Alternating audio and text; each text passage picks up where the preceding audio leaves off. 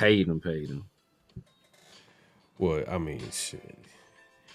Yeah, man. He He deserved it. was the reason why the Celtics were the Celtics. He kind of developed that team. Now he did the same thing with the Rockets. Yeah. So he pretty official. Rockets about to be claimed for a minute too. They about to be claimed for a minute. They got some can't young people. He just can't slip up like he did before though. Dr. Umar is looking at him like King Kong consciousness. What do you say? But Black Queens forever, Snow Bunnies never. Yeah. The memes be killing me. Like anytime it's something, anything close to a white girl or something like that, it's always a dude leaving a meme with Dr. Umar. Umar looking through a magnifying glass, like what's going on here? Man, that's hilarious. That's hilarious. That's funny, man.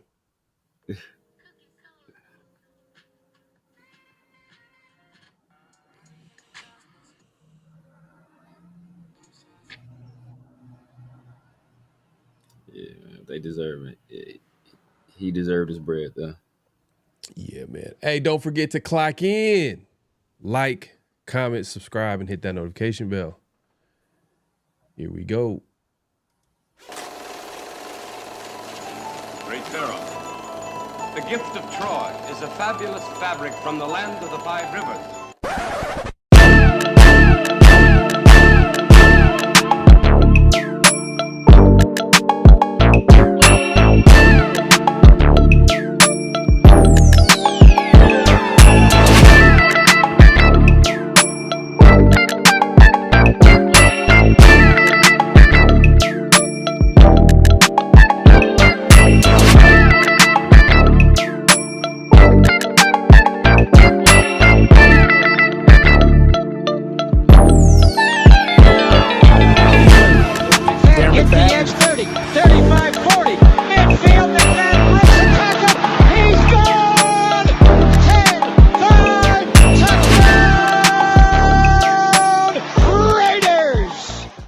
Years ago, when we came to Los Angeles, I really believed that the greatness of the Raiders would be in its future.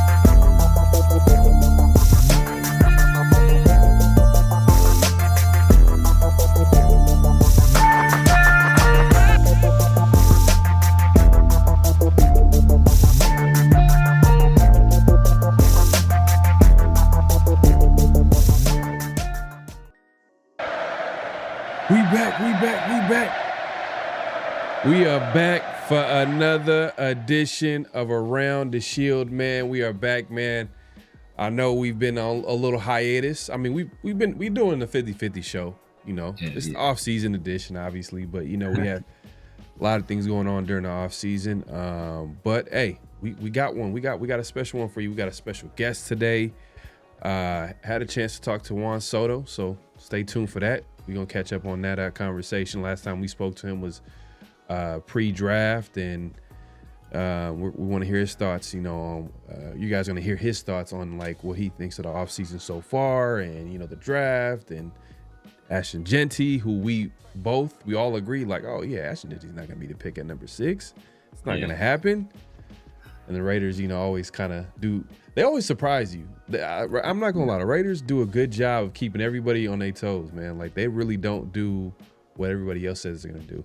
Sometimes they did. Back in the day, it got a little bit predictable with how Davis. In a bad way.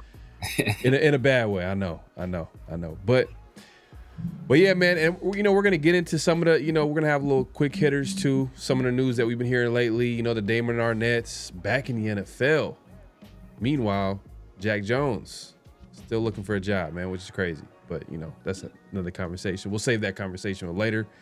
You know, and then we'll get into Henry Ruggs. I know we kind of got into it last show, but is there a chance? You know, is there a chance that he could play for the Raiders? You know, we'll talk about that. And I mean, what else am I missing? I feel like I'm forgetting something here. Oh, Tom Brady. Tom Brady, yeah. Yeah, we'll get into Tom Brady on his evaluation of the quarterback position this offseason. And it was kind of interesting in some of the news that came out from Mike Silver. A lot of Raider fans might be familiar with him. They hate him. That's one of the guy. Mike Silver, who else? Mike Silver, who do you put? The dude from Pro Football. I think they hate him too. Nah, they hate old boy. What's old boy's name? The dude with my dude with the stats. Josh Dubow? Josh Dubow. Yeah. I mean, Dubow. Yeah, he has stats lined up. He be having Raiders stats lined up that just make the Raiders look just like trash. But it's not like we've been good though. So like, people hate that he pointed it out, but it's like, come on, bro. Right. Like I'm just I'm gonna call it out. I'm gonna call it out if the Raiders are actually good and he's not coming out with stats about the Raiders being good. If he's not doing that, he's quiet or he's coming out with stats that's like trying to, you know, make the Raiders look bad while they're playing well or playing good. You know what I mean? Then I'll be like, you're a hater. But I think he's good at what he does, man. I'm not gonna lie. I gotta figure out his formula. I don't know what some of these media outlets, they got like third party statistician companies and stuff like that, you know, on their payroll. So they got that on man. They got any stat they want, they can get it, man. So you know, it is what it is. But going back to Tom Brady, he was, you know, Tom Brady, not a good liar. He said, I haven't really been evaluating the quarterback position. Like, hey, you know, when in regards to I think it was what was the question earlier in the offseason where they talked? Oh, it was an interview about Shador, and he tried to act like I had no idea. But you know, you blame the media. Like, oh, it was the media. The media, like, come on, bro. Yeah, we'll get into that. We'll get into that, man. But yeah, man, if you haven't already, make sure to click and hit that like button, hit that subscribe, and hit that notification bell. This is a late night edition, the night crew, man. We appreciate everybody pulling up. Yeah, man, always coming through and supporting the show, man. We appreciate you, my guy. But let's not waste any time, man. Let's just get into it. You know, I had a chance to catch up with you know, Juan Soto. You know, if you guys don't know, he's one half of the, you know, Autumn Windbags, and then also he has a great YouTube channel, man. If y'all haven't subscribed, y'all better go subscribe to Raiders vs. the World. But yeah, let's get into it, man. Let's get into the interview, man. We back. We are back for Around the Shield with guess who? You know what I mean? The one and only Juan Soto. You already know him from obviously one half of the Autumn Windbags But Raiders versus the world, man. If you haven't already, made, you got to go over there and subscribe to my guy, man. Juan, what's going on, bro? How you been? Busy but good, man. Busy but good. Trying to now we gotta try to fill in some time. This is like the dead period right now, bro, where it's like the calm before the storm. You gotta like figure out which. You know what though? Like, I feel like you've done this for a while now, so you kind of know how to navigate this dead space, this dead time where there's not gonna be no football until like I think July 22nd is when they report training camp. Yeah, the 17th is the rookies, and then vets come in the 22nd. Yeah. But yeah, man, let's get into it. Let's not waste any time. Yeah, the last time that we spoke, we were talking about is before the draft, and we were pretty sure like the Raiders, they're not gonna draft a running back at number 6. It just doesn't make any sense. That's not how you build a football team, especially how the Raiders are currently constructed. There's, they should go in the trenches. Maybe there's other premium positions that you should draft in the top 10, top 5. But guess what they did? Psych. They did exactly that. You know what? Look, ultimately, as long as you got an impact player at a position of need, there really was no wrong way to go. There was some places that I think you and I thought they could have gotten better at, but ultimately, look, Todd McShay said this himself. I'm not pulling this out of thin air. He said this is the deepest, best running back class he's ever seen. So when you get the running back in that class that's seen as head and shoulders above everybody else, he's a pretty damn good player. It just so happens that you have a position of need at running back. Things fell into place. I'm not mad at it. I was perfectly fine with it. Oh, okay. Well, because I looked at it from perspective is like, all right, now the expectations are going to be high. Because when you take a guy at number 6, historically speaking, like the guys that you take that high, in order to get the biggest bang out of the buck, so to speak, you gotta like get a lot of production, especially year one. You know what I mean? They're on a tick. Because to be honest, like running backs, do they rarely get second contracts with the same team? You got to be special. You got to be special to do that. Exactly. And now you got Ashton Genty in the building. Like, what do you predict his impact on this offense? Like, where do you think year one is going to be for him? Or what do you think is a success? Well worth it to be I would say the bare minimum, let's say like total yards. Let's make it simple. Well, then the last guy who got picked around, it was I think it was 7, was Bijan Robinson, right? So he had 1,200 yards, total yards. So I think any 1,200 to, I'm not going to say he's going to have a Saquon rookie season. He had like 1,800, total yards and like 12 touchdowns. I'm not saying he's going to do that. Right. But he gets anywhere in that range. I think it's going to be a success for us, considering what we had last season and considering how Chip Kelly does like to use multiple backs. So I don't know that they're going to really just wear him down from the very beginning.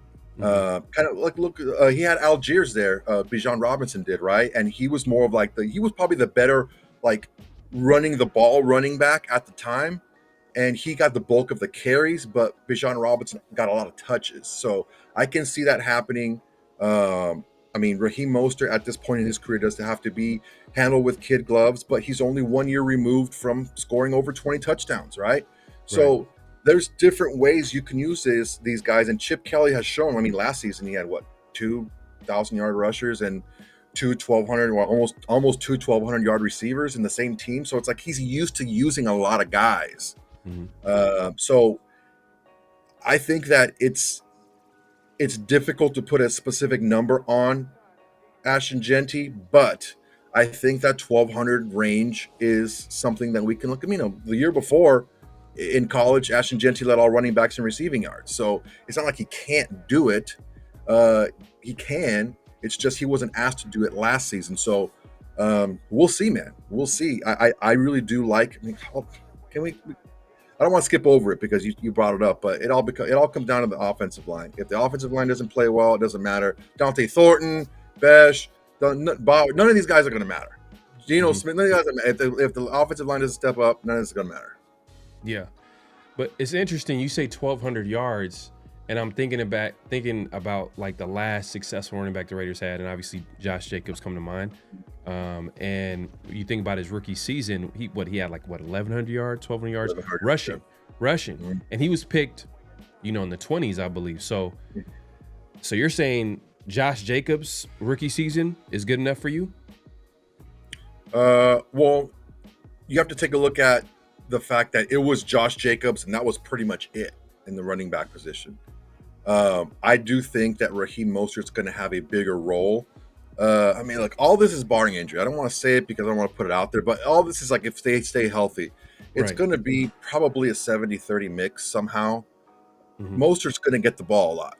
Last season, he didn't do really well, but dude, he had a cracked sternum last year. I had a cracked sternum a few years ago. I couldn't sleep. And this guy's playing football with a cracked sternum. So people get injured and they come back, and that's fine.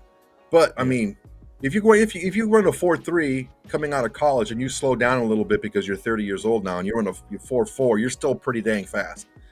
And he scored the bulk of those touchdowns on screen passes and stuff like that. So, Chip Kelly can do that.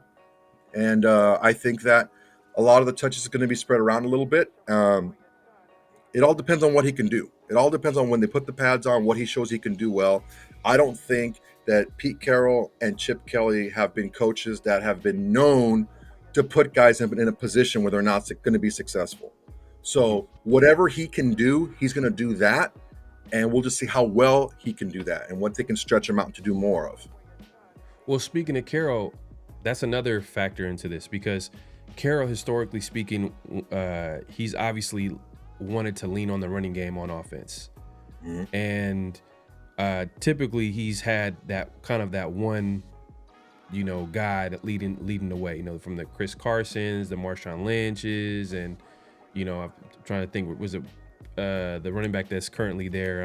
I think Carroll was there when he was there. I'm trying to remember his name, but my point is that Pete Carroll usually had that one running back. Now Chip Kelly, he comes with his resume of coaching up offense. Do you think is this gonna be a joint decision? Or is it gonna be Pete Carroll saying no, we gotta lean on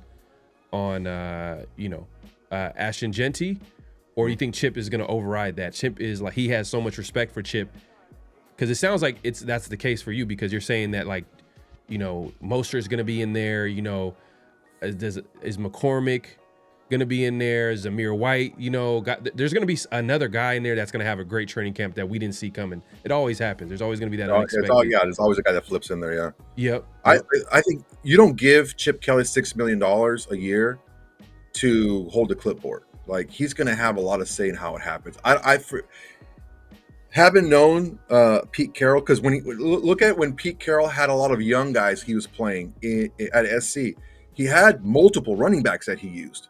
He had Lendell White, Reggie Bush was the biggest one, but he always had a lot of running backs that he threw out there. I don't think that he cares who runs the ball and how much they run the ball, as long as it's effective. He wants to run the football. He wants to get the running backs the ball. He feeds tight ends a lot. He likes to do that. And I think that as long as Chip Kelly can make the offense productive, I don't think he cares. I don't think pronouns. I don't think that Pete Carroll cares who's running the ball, as long as it's effective. Okay. Hey, man, we'll see how it shakes out, man. I'm excited to see, because Sunday's a little bit more interesting on offense, because last season, man, it was tough. It was tough to watch them at quarterback. Geno's, obviously, he looks like a big upgrade from what we had the last couple of years. The running game was one of the worst in the NFL last season. Now you add Genty into the mix. And then Chip Kelly, you bring up his name a lot, and that's a name that no one's really talking about like that, because he's coming in and no one's really talking about the Raiders and Chip Kelly and what he could bring to the table. I mean, he just won a national championship coaching up, the Ohio State offense, and he did it a different way. He didn't do it the Philadelphia Eagles, spread them out, up tempo type of way. He did it where, he was running the football, and he's a completely different, feels like, coach nowadays. And I think a lot of people are not talking about that.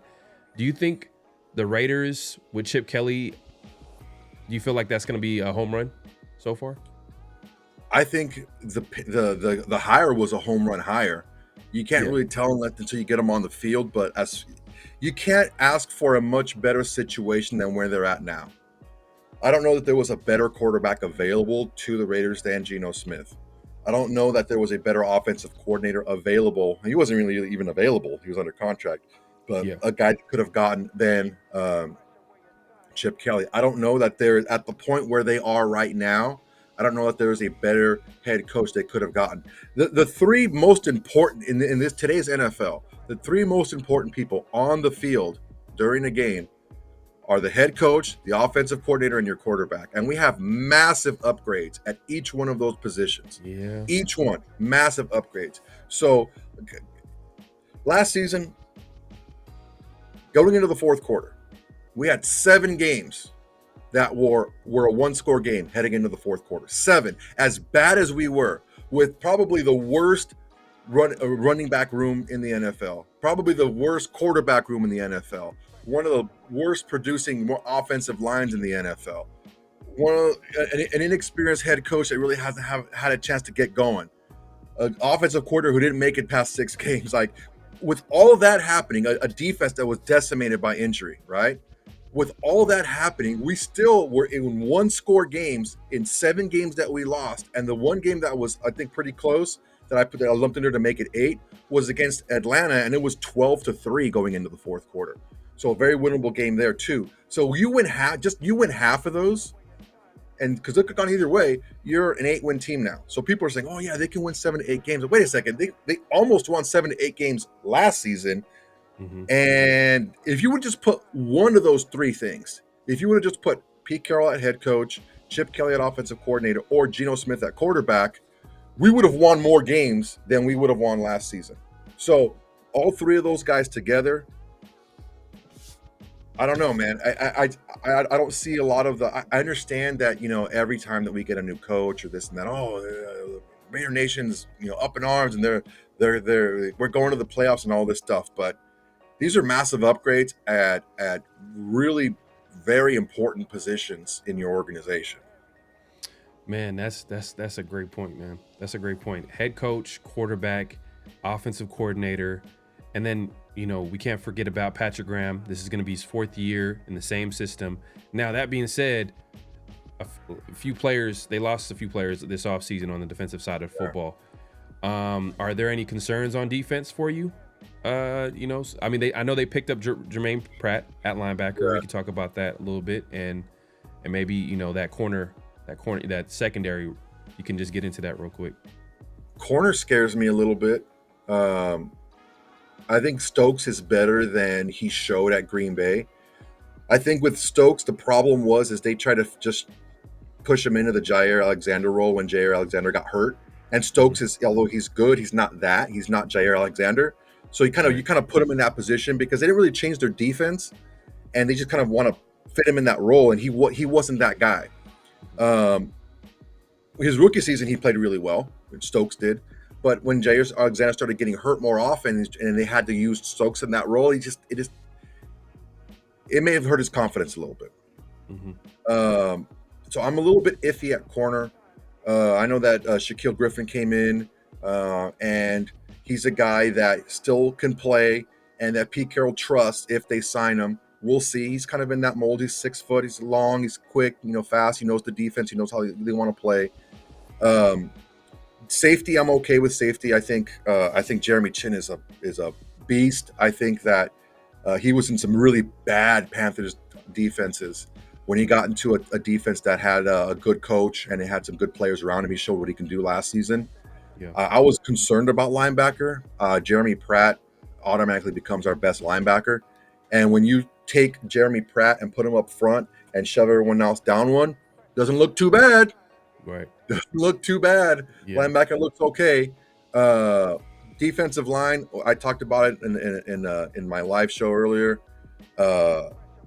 There's a Deepak Chona is like a big time orthopedic surgeon, and he talked about the Jones fracture injury and the recovery time, and the fact that the Raiders have not done another surgery on the foot tells him that it's just taking longer to heal. The big issue. So well, think of it, these are toes here, right? And the bones that lead into the toe, that's usually what breaks in a Jones fracture, right? So what they do is they just screw the bone shut together and then just wait for it to heal. The problem is that the blood flow isn't always the best to those areas, especially if you're a bigger guy, you don't have the blood flow there. So it doesn't always heal properly right away. Now, if it's not healing, if it's healing poorly or the wrong way, you have to go in there and redo it. But if it's just not healing fast enough or properly, you just gotta wait. It'll heal. You just gotta wait. And he used Derrick Henry as an example. He said, "Look, Derrick Henry had the same surgery like 3.5 years ago, and you don't hear a thing about him now because it's a very low re-injury rate. That injury is a very low re-injury rate. So wait for him to get healthy. He'll be fine once he gets 100% back on the field." Yeah, with him in the mix, it makes you feel good about the defensive line. Changes it. Yeah, but then when you take him out of there, then it's like the inside. There's a lot of young guys. There's some role players. Yeah. It's just like there's a lot of what ifs. We'll see. But you add obviously Chris Wilkins to the mix. Kuntz is coming back from an ACL. That's going to be big too as well. Tyree Wilson going into his third year. Do you think he's going to be a factor this year? He's saying all the right things. You hear him talk. It seems like he feels a lot more confident than he did his rookie year, where obviously he just looked like a deer stuck in headlights. Like he had the same injury. Exactly. So, and he was still coming back from that. Still coming back from that. Tyree, we'll see, man. We'll see. He has all the athletic ability in the world. It's just the technique that's kind of holding him back. I know that Pete's not going to be okay with just throwing him out there and just having him bull rush every single time. He's not going to do that. He's going to get other guys that can do, that can play better for the defense. So it's going to be up to him how much he plays. If they move him up and down the line, maybe that can be possible as well. But there's a lot of guys that can, go off the edge. A lot. The two guys that we drafted in Tonka and Pegues, those guys play up and down the line in college, and they did pretty well. You got Snowden still on the team. There's guys still out there that can rush the edge. So he's gonna have to, step up. Right. There's a couple of those that need to really get it in gear. Including Patrick Graham. Like, I think Patrick Graham was an excellent head coach. I think he's an excellent defensive coach. The problem is his defenses have been number 26 2 of the last 3 years. And Pete Carroll's a defensive guy. And he's got that Rolodex is thick with defensive coaches who can come in. And I like him. There's a reason why we were on the phone the second that Liam Cohen was announced, over Twitter that he was going to be the head coach. There's a reason why Spytek called him right away. Like, we need you back. Get back here right now. Right. He's a good coach. But if you're a Pete Carroll and you're a defensive guy, 26 is just not going to cut it, man. Right. And I really do feel like the defense is going to be more of second half 2023 as opposed to 2024. I see them being 10 to 15 range. Because look, Pete Carroll, he plays, he has that cover 3 defense he likes to play normally, or he has to play that really tight man. And it's all dependent on how the defensive line can cause pressure. If the defensive line can get to the quarterback and cause some havoc there, they can play either thing, and they can confuse a lot of people with both of that. And the way that Patrick Graham likes to push those safeties up and down, it can be pretty confusing for the offenses. So we'll see, man. It looks good, but again, it's like there's a lot of question marks still on this defense. Yeah, it's going to be interesting because that dynamic between Patrick Graham, obviously Patrick Graham, he's been running the defense the last 3-4 years. And then you add Pete Carroll, who's a defensive guy. That's his bread and butter. So I'm sure he's going to have a lot to say. I'm not sure. He's the head coach. Head coach is going to be the guy that's going to be – he's going to have his hands everywhere, trying to coach up the entire team. But at the same time, that's his background. So it's going to be interesting what the influence on the defense is. I guess we can see it already with some of the players that they've picked up and some players that they didn't pick up or re-sign. I just seen Jack Jones the other day on the Pivot podcast, and he was a guy that they let go, and early in the offseason, Jack, he was on NFL Network talking about how excited he is to play under Pete Carroll, and Pete Carroll instantly, wanted to go a different direction for whatever reason, but it's going to be interesting to see what the defense looks like with Patrick Graham and Pete Carroll coaching up that side of the football. Let's go back to the draft real quick, because I know we talked about Genty, but was there anybody else? Like, was there a favorite pick? What was your thoughts on the draft overall? I really like the Dante Thornton pick. I thought that there was going to be a couple of guys kind of in that mold, because there was like 2 or 3 guys. I really believe that Jaden Higgins was the target in the second round. He went with the first pick in the second round. Okay, well, let's just trade back. Yeah. And then Johnson from Michigan was probably a target that they were looking at. He went a couple of picks before. Okay, well, let's trade back again. And they ended up getting Jack Besh. Jack Besh is as close to a Brock Bowers-ish type guy, that you kind of an undersized tight end, but who's a little bit smaller. I mean, he played tight end at LSU when he was there. So he has that same type of mentality. And I like the pick. I just think that he's like if Brock Bowers and Hunter Renfrow had a kid, it would be Jack Besh, right? He's a little bit bigger than Renfrow. He's a little bit smaller than Bowers, and he's kind of in that middle range there. Great blocker. Hard to get. I mean, I watched this tape. I watched like 6 or 7 games of his, and never is one guy tackling the dude. It's always 2, 3 guys bringing him to the ground. So very similar to like how Brock Bowers plays as well. Just catch the ball and go straight upfield. But the Dante Thornton pick, I don't know what the hell Tennessee was doing with Dante Thornton. I have no clue. And this is one of the things that really pisses me off about college football now. And I get it. It's not my job on the line. I understand it. But it's very similar to what happened to Jalen Milroe. They just said, go out there and be an athlete. They didn't really coach him up on how to be a quarterback, because a lot of the things that he needed to get better at, he didn't get better at. And it wasn't like, I feel like with Dante Thornton, they just said, go deep. And if the safety doesn't run with you and we find you, we'll throw you the ball. Right.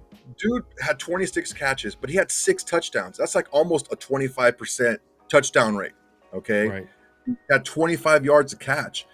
Basically, they were saying, if the safety messes up, we're going to throw you the ball. And, I mean, he was not able to be guarded one-on-one.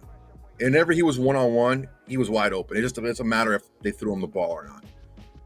It's going to be kind of a little bit more of the same right now, because Pete Carroll just said in his last press conference, we're going to find out what these guys can do well and work with that. So, okay, you got Brock Bowers, who you probably have to double more often than not. Now you have Dante Thornton, who you're going to have to maybe get some safety help over. Like, what else do? You got Ashton Genty. You got 1,000-yard receiver Jacoby Myers, and you got a guy in Jack Besh who can do some things. Trey Tucker out there as well, who I think is kind of coming through a pivotal season for him as well. So the offense looks like it has some weapons, but you definitely have to respect Dante Thornton, because if not, he shows that if you don't play him properly, he will make you pay. Man, I hope so. I mean, that was a guy that I kind of was hoping the Raiders were going to pick up. I didn't think it was going to be in the 4th round. I thought it was going to be in the later rounds, but you never know how, sometimes you do these mocks enough times, you think that, these players are slotted to go at this time, but when the draft comes around, they end up getting picked earlier. Some guys drop, it's just the NFL has their view on certain players. And I think Arian Smith, I believe, the Jets end up picking him, and I didn't see him getting picked in the 4th round. Another deep threat from Georgia. But Dante Thornton is a guy 6'5", 4'3" speed. There's not a lot of guys that size that can run like that. Never before in the NFL has a guy that tall run 4'3". Well, I think they had him just under 6'5". He's close, but he's just 7/8 or something like that. Yeah, but pretty much 6'5". He's pretty much 6'5". Yeah. That's his hair growing. He's 6'5". Exactly. And then I think the other guys that are kind of big and fast, the Calvin Johnsons, the obviously DK Metcalfs, and Pete Carroll, he's familiar with that, drafting that type of receiver, the big fast receivers. So far from these mini camps, man, he's kind of been the talk of mini camps. The players, the JPJs, the Max Crosbys, all these players are keep talking about him. All the beat writers that are there, they have him run. But I did find it interesting, and I want to hear your take on this and what this possibly might mean. Is Pete Carroll says something to the effect of, like, he likes the rookies playing with the ones because it's like we know what we're gonna get from the other guys. But having the young guys play with the starting offense is like valuable reps.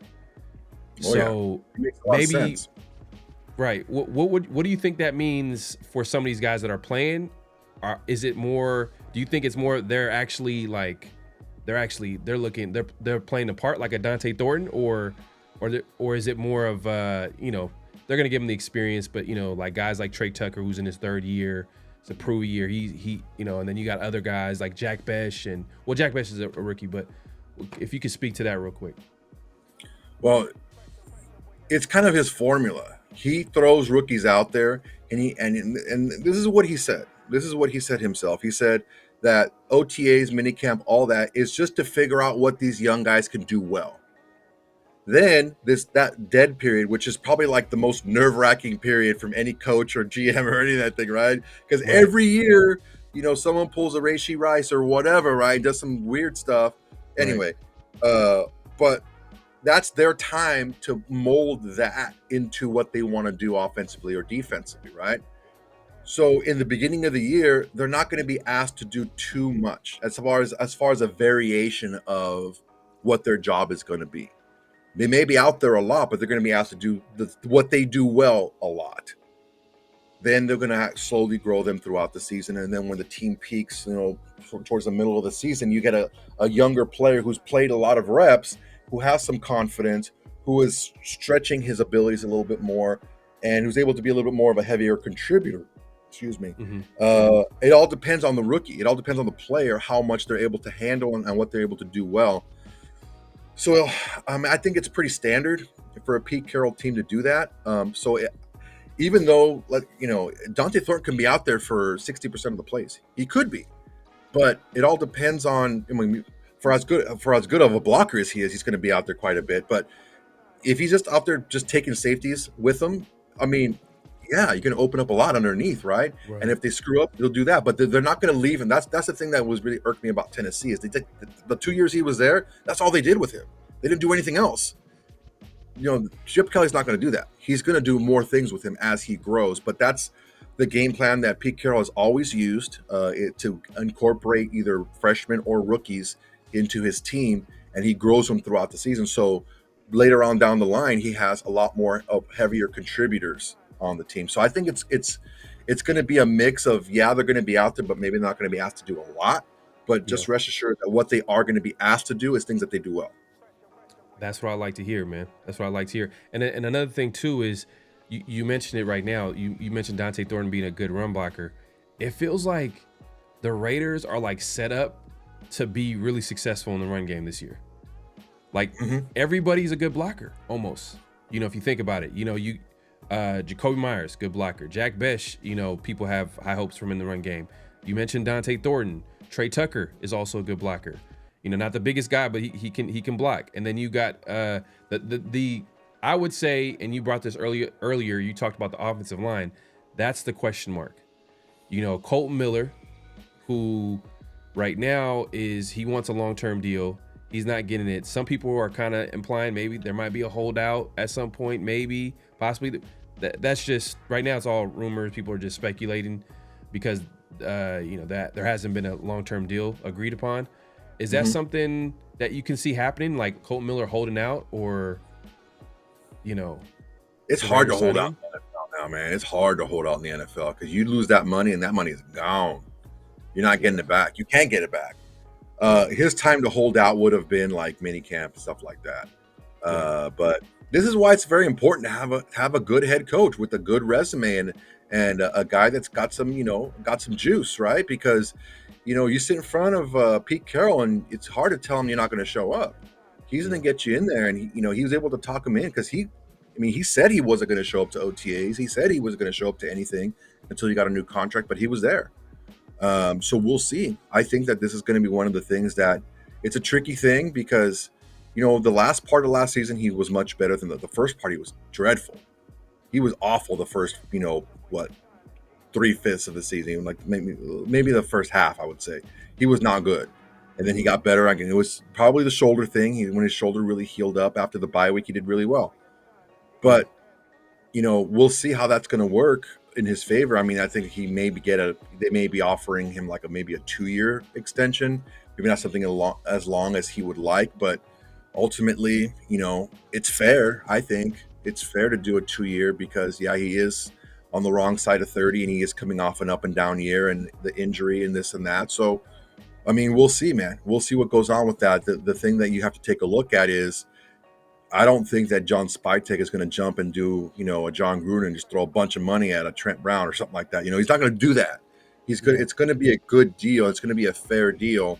We just have to sit back and wait. But I mean, I like Colton Miller very much, even though he's a UCLA Bruin. But he's a good dude, and he wants to be a Raider. He talked about that. I am a little bit more at ease with Alex Kappa than a lot of people are. Alex Kappa was injured last season. Before that, he was a top 20 dude every single year. And last season he was injured and he did not play well. And he'll tell you that. And we'll see what happens. I mean, Meredith and Parham on the other side, we'll see what happens at guard. It seems like DJ Glaze is looking like a home run pick from last season. That guy looked like everyone was saying that this guy is in great shape and he's on it. And Jackson Powers Johnson is the type of bully I think that we've all been looking for on this offensive line. So it looks to be shaping up a little bit better than we had going into last season. But it all depends. It all depends on I think Kappa's going to be the big thing. If Kappa's the guy that come in here and play more like he did in previous years as opposed to last season, this line's going to be greatly improved. Yeah, I hope it is. I mean, I think if we can get at least at least average play for the offensive line, because we have the skill position players. If you think about it, maybe you could argue, do we have a number one receiver? Probably not. But Brock Bowers is the number one option. You know what I mean? Then you got Michael Mayer. It's just like we got a lot of interesting pieces. If you get a good offensive coordinator, hopefully that's Chip Kelly. But my thing is if the Raiders are playing hardball with Colton Miller, it kind of makes that decision to draft Genty kind of questionable because, I think the Raiders' leverage would have been if they drafted a tackle early. Mm-hmm. And then you kind of go to the, negotiation table and be like, all right, then but now we don't have anybody outside of Colton Miller. If Colton Miller, for whatever reason, if he does something crazy, I know you said you don't think it's going to happen, but let's say if it does happen, Colton Miller not being on this offensive line, kind of, it's going to be tough to actually replace him. And, big loss, and it makes the offensive line a little bit questionable going into the season. A lot of it, for sure. A lot is questionable. A lot of it, yeah. Yeah. I mean, realistically, it could be the other way around. It could be that Colton Miller's playing hardball with the Raiders. It could be that they did offer him a fair deal, but he still wants to be played like the guy he was before his injury and before his last season. It's unfortunate for Colton Miller that last year was a poor year for him because he's heading into the last season. You usually want to ball out as you got to the end of your contract, right? Right. And you don't want to have happen what happened to a Malcolm Kuntz, That was a killer for him in his contract year, but time's gonna tell, man. It's really, really tough because you don't know what's going on behind closed doors, and it all depends on where these offensive linemen were rated ultimately. Yeah. And it's tough. It's tough. I don't like to second guess a lot of things as far as drafting goes, unless I'm really sure. I'm still, throwing my computer through the window for Tyree Wilson instead of Jalen Carter, for Alex Leatherwood instead of I forgot his name, the guy from the Vikings. Oh, Darrisaw, Christian Darrisaw. Yeah, Darrisaw. I'm like, dude, Darrisaw was the pick. What happened? Why did we pick this guy? I know, man. But there's certain players here and there that you can't. These are like you can't argue that these guys are the guys that we let go are better than the players that we got. But Right. when you take a look at guys that are like, okay, well, it isn't always the case where just because he's a rookie, he's better than the guys you already have. So if you have the guy that you have rated higher than the guys coming in, and you feel confident that you can sign them, it's a good move to go with it. And I think Charles Grant is a guy that has a lot of potential and a lot of upside, and a guy that we can put a little weight on him. He's still under 300 pounds. I think he's still really slim and slender, but I looked at his tape too, and if you play a FCS, you better dominate, right? If you're going to be an FCS player, you better dominate, and he did exactly that. So we'll see, man. I like to have these things play out a little bit more, but it would be extremely concerning for the offensive line if for whatever reason we lose any one of those starter guys, because the depth is a little dicey. Yeah, and the thing is too, it's kind of telling, like, if this continues, it's kind of telling that how the Raiders feel about Cole Miller and what they want to do at that position. And I understand they drafted Charles Grant back to back, but it's in the third round. Mm-hmm. I think that if this thing lingers into next offseason where they're still, trying to figure it out, or he's going into free agency, then it's kind of no doubt that the Raiders are probably going to draft an offensive line in the draft for sure. More than likely, yeah, for sure. There's some escape hatches to that plan, right? There's always a franchise tag you can use and things like that. But the thing that you have to look at is, how do you want to use your resources, basically? And if you can franchise a guy and you have the cap space to do it, because we still have a ton of cap space right now, right? We still have the cap space to do that. Or next season, right? Same thing. If you still have the cap space and you can franchise tag a guy, you do necessarily have to go for a tackle right then and there. It all depends, and those are all the moving parts. That's why I don't envy these front offices with all the different moves that they have and the different parts they have available to them. So as far as where we are right now, I am content with the offensive line, and I am intrigued by how they're going to play it. They're going to be on the move a whole lot more. Chip Kelly likes to move the pocket, so we'll see if that helps them out, creating a little bit of time, or if they're not in sync, it can get really bad really quick. We'll see, man. We'll see how it shakes out. For me, I just hope they can agree to like maybe a 3-year deal, 2-year, but in reality it's like a 2-year deal, and then maybe they draft their guy within the next couple years to groom to be that next guy up, to be that left tackle. I'm not sure.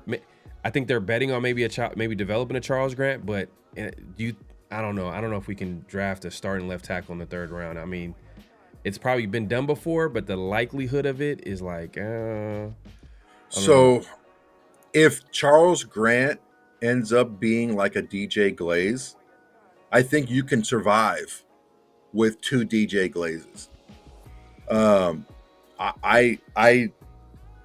I haven't seen a player of his size with the type of feet that he has. He has he was reaching guys that were 2 players away from him, and he was still getting on that corner on these guys. And he's really mean, and he's really tough, and he's a huge bully, which I think we all like on the offensive line. I'm a geek for offensive linemen. Right. I watch this tape, and my girlfriend's like, well, what are you doing? Why are you watching these guys over and over again? I'm like, dude, look at this guy right here. And she's like, come to bed, dude. What's the matter with you? But Charles Grant has a lot of raw ability. He just needs to get a little bit bigger, but his tools are there. He's got the frame. He's got the long arms. He's got the quick feet. He just needs to get it upstairs. He needs to be able to get it mentally, to get the game mentally right, because the blocking schemes are a whole lot more intricate in the NFL. If they can do that, the sky's the limit for the dude, man, because he's one of the guys that I highlight. I actually highlighted him and Tonka Hemingway in my pre-draft, picking that those guys are guys that are, could be sleeper guys in the later rounds. I didn't think he was going to be available as where he was in the last pick of the third round, because of the emphasis on the value on the tackle, and because there were so many so many defensive linemen in the draft. I was pounding the table. I was like, we're going to be able to get solid quality players late in this draft on defensive line, because there's so many. People are talking about the running backs, how many there were. Defensive linemen was just as deep. And we ended up getting two good guys pretty late, in the last pick of the fourth and then in the sixth round. So, but as far as Charles Grant goes, it would have to be something going on with him, either physically as far as injury goes, or he just has to like totally fall off the end of the table mentally for him to not develop into something that can be a contributor moving forward, because his physical tools are all there. Yeah. I mean, Brandon Carroll, man, the pressure is on right now. He's going to be developing these young offensive line. So we'll see. It sounds like preferably you want to sign Colton Miller to like a 2-year type of deal, and then let Charles Grant develop, and then see what you have in him. See what you have, yeah. Well, like a 2-year extension, so 3 years. So this year plus then the 2 years extension. I think that's a fair deal in my eyes. I mean, of course, if you're Colton Miller, you want a 5-year deal and all this other stuff, right? Right. But 2-year extension, have there be a nice guaranteed money, maybe a nice little bonus up front. You don't have to wait for something like that. That I think would be fair for the player that he is and he has been. Also, the player that he showed he was towards the end of last season after the bye week when he got healthier, I think. Yeah. But it's not like we haven't been addressing those things. It's just, again, it was almost a choose your own adventure type of book, and we just happened to land on a page 6. And what was available to us, Genty was the pick that made the most sense to them. Yeah. I mean, at least you can follow the logic, In the past drafts, we're just scratching our heads like, dude, what are these guys doing? At least you can follow the logic. It was a safe pick from a perspective of like, this is Spytek's first ever draft. And how many blue chip players were there in this draft? A lot of people would say, right. And one of those guys that kept coming up was Genty. So for him, one of the things he said, like the reason why he took a guy like Genty, there wasn't going to be a guarantee that our guy, that there are other guys that they liked, but there wasn't a guarantee that they were going to get him. So a lot of people, for example, Travion Henderson was a favorite, that a lot of people like from Ohio State. Mm-hmm. He ended up going to New England. Who's to say New England doesn't trade up, or X, Y, and Z, X team trades up and goes ahead of the Raiders, which happened a lot, because I know that the Raiders were interested in Jaden Higgins, according to reports from like Ian Rappaport and things like that. Like, and Will Johnson too, they liked him too. Exactly, and they kept trading down. That's what I said. In my mind, Jaden Higgins, okay, he's gone. We can trade down and still get Will Johnson. Will Johnson went like 2 picks ahead. All right, I screwed that up. Let's trade back again. And it worked out in our favor. We ended up getting those extra third round. I mean, third and a fourth, I think. But it ended up working out for us. But man, you're exactly right. It's the safe pick. Just so happens to be maybe a generational player. Who knows? He has the makings of. He has to hit the field, right? Yeah. Even Gino, this is what I love about freaking the whole Seattle guys, right? The Pete Carroll guys. Said the same thing. He looks good, but we haven't put the pads on yet. Geno Smith said it. Pete Carroll said it. Max said it too. It's like, these guys look good, but we haven't put the pads on yet. We'll see when we put the pads on. Right. And again, we got one of the best, if not the best, running back class most of us have ever seen, and you get the guy that's the best one out of all of them. Just so happens to be a position of need. I mean, all the pieces fell into place. Yeah, man. Well, hey, before we head out, man, let's get a grade from you. Off season so far. I mean, the off season, like free agency, the draft, the coaching hires. Like if you put it all together, Spytek and what he's done so far, just put it all together. If you had to give it a letter grade, I give him a solid B. A solid B. I think that the cornerback does need to be addressed a little bit. I think that maybe not getting another guy on the offensive line may come back. Adam, there's a lot of young guys that are looking to really play a lot of key minutes and key snaps. So I don't know that you could have done much